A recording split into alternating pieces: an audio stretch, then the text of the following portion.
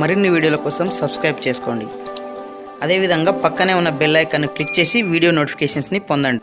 Hi friends, తెలంగాణలో త్వరలో ఉపాధ్యాయులకు మరి అదేవిధంగా రెవెన్యూ ఉద్యోగులకు పదోన్నతులు కల్పించే అవకాశం ఉన్నట్టు తెలుస్తుంది. సో దానికి సంబంధించినటువంటి వివరాలు ఈరోజు ప్రధాన వార్తాపత్రికలు రావడం జరిగింది.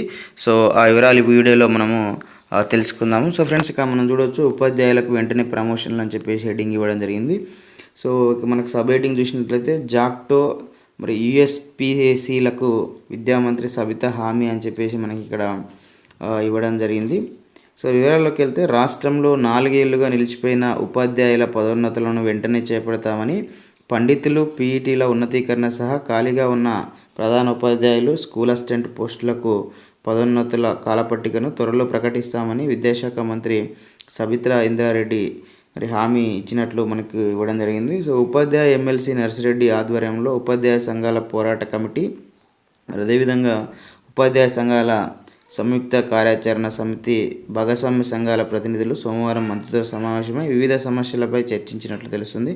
ముఖ్యమైన ఆర్థిక భారం లేని సమస్యలను తక్షణమే పరిష్కరించాలని ఉపాధ్యాయ సంఘాలు కోరగా ఆమె సానుకూలంగా స్పందించినట్లు తెలుస్తుంది. పాత 10 జిల్లాలు యూనిట్గా పదోన్నతులు కల్పించే ఆలోచన ఉందని అధికారులతో చర్చించి త్వరలోనే నిర్ణయం తీసుకుంటామని మంత్రి మరి చెప్పారు. అంతర్జిల్లా బదిలీలు 21 జిల్లాలకు డిఈఓలు, 63 డిప్యూటీ ఈఓలు, 50 ఎంఈఓ పోస్టులను అదనంగా మంజూరు చేయాలని, ఆదర్శ పాఠశాల ఉపాధ్యాయులకు సర్వీస్ నిబంధనలను విడుదల చేయాలని, పార్ట్ టైం స్వీపర్లకు సర్వీస్ సర్టిఫికేట్లు ఇచ్చిన ప్రధాన ఉపాధ్యాయుల సస్పెన్షన్ ఆదేశాలను ఉపసంహరించాలని, కొత్త జిల్లాలో ఎస్ఎస్సి స్పాట్ కేంద్రాలను ఏర్పాటు చేయాలని విడతిపత్రాలు సమర్పించినట్టు తెలుస్తుంది. వీటిపై 2 వారాల్లో అధికారులు, ఎమ్మెల్సీలు, ఉపాధ్యాయ సంఘాలతో సమావేశం నిర్వహించి పరిష్కరించుకుందామని మంత్రి తెలిపారని ఇవ్వడం జరిగింది. సమావేశంలో సంఘాల నేతలు సిహెచ్ రాములు, చావా రవి, సదానంద గౌడ్, అశోక్ కుమార్, మైనా శ్రీనివాసులు, ఈ రఘునందన్,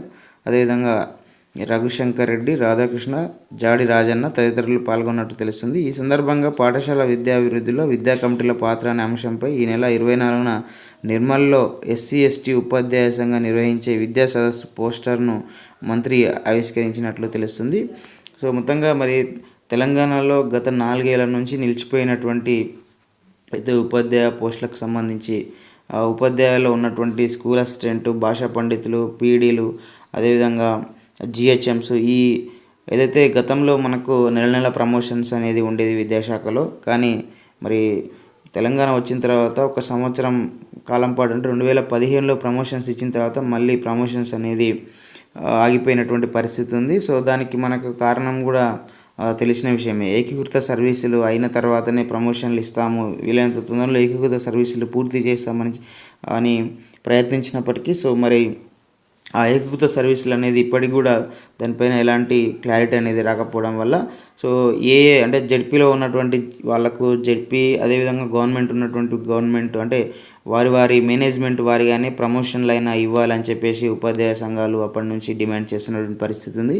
మరి 4 ఏళ్ల తర్వాత ఇప్పటికైనా మరి ప్రమోషన్లు ఇస్తామని చెప్పేసి ప్రస్తుత పరిస్థితులు అయితే కనిపిస్తున్నాయి. సో మరి నెక్స్ట్ మనకు రెవెన్యూ ఉద్యోగులకు సంబంధించి కూడా పదోన్నతులు ఉండబోతున్నట్లు కూడా మనకి ఇక్కడ ఇవ్వడం జరిగింది. సో ఆ వివరాలు ఈ వీడియోలో మనం తెలుసుకుందాము. ఇక్కడ మనం చూడవచ్చు, త్వరలో రెవెన్యూ పదోన్నతులని మనకి హెడ్డింగ్ ఇవ్వడం జరిగింది. వారంలో ఆర్డర్ టు సర్వ్ బదిలీ అని కూడా చెప్పడం జరిగింది.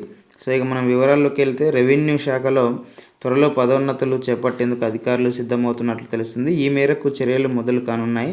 చాలా కాలం నుంచి శాఖాపరమైన పదోన్నతుల కమిటీ ఏర్పాటు కాలేదు.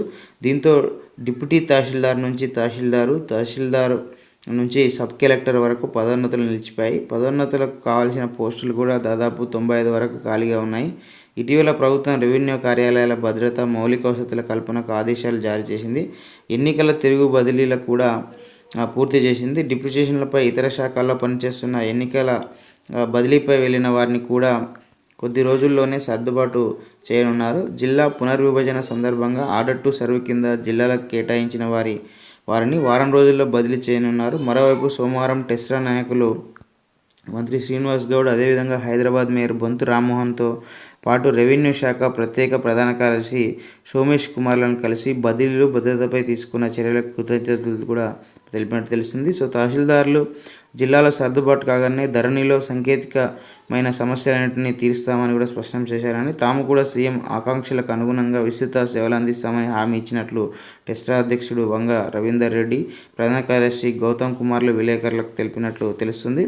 సో బదిలీ ఉత్తర్వులు అందుకున్న తహసీల్దార్లు అని చెప్పేసి మనకు సబ్ హెడ్డింగ్ ఇవ్వడం జరిగింది. సో ఇక వివరాలు చూసినట్లయితే ఎన్నికల తిరుగు బదిలీలో భాగంగా పొరుగు జిల్లాలో పనిచేస్తున్న తహసీల్దార్లు సోమవారం కలెక్టర్ల నుంచి ఉత్తర్వులు అందుకోనున్నారు. మొత్తం 378 మంది తహసీల్దార్లు సొంత జిల్లాలో చేరేందుకు సిద్ధమవుతున్నారు. కొన్ని జిల్లాలకు చెందిన తహసీల్దార్లు బదిలీ పత్రం అందుకొని వెంటనే సొంత జిల్లాల కలెక్టర్లకు చేరిక ప్రతిని అందించాలని చెప్పేసి కూడా మనకి ఇవ్వడం జరిగింది. సో ఇట్లా మనకు అయితే రెవెన్యూ డిపార్ట్మెంట్లో ఉన్నటువంటి పదోన్నతులు కూడా మరి త్వరలో చేపట్టబోయే పరిస్థితి కనిపిస్తుంది. సో ఇది ఫ్రెండ్స్, మరి మనకు విద్యా వ్యవస్థ అంటే ఎడ్యుకేషన్ డిపార్ట్మెంట్ విద్యాశాఖలో, అదేవిధంగా రెవెన్యూ శాఖలో మరి ప్రమోషన్లకు అవకాశం ఉన్నట్లు తెలుస్తుంది. సో ఈ వీడియో మీకు నచ్చితే లైక్ చేయండి, షేర్ చేయండి. ఇలాంటి ఎడ్యుకేషనల్ ఎంప్లాయ్మెంట్ టెక్నాలజీ సంబంధించిన వీడియో పొందడం కోసం మన యొక్క యూట్యూబ్ ఛానల్ వెంకట్ బీటీని సబ్స్క్రైబ్ చేసుకోండి. Okay friends, thanks for watching this video. Bye, have a nice day.